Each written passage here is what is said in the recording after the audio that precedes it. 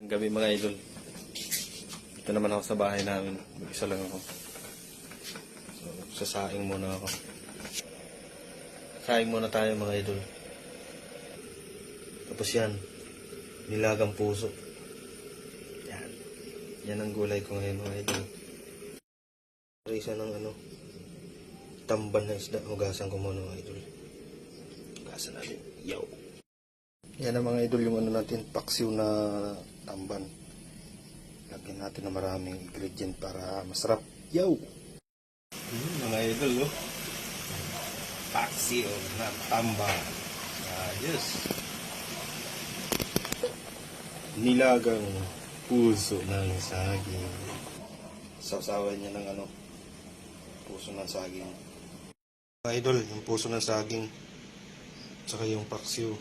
Kaya tayo. Tayo mga idol. Ito, puso ng saging. Sarap.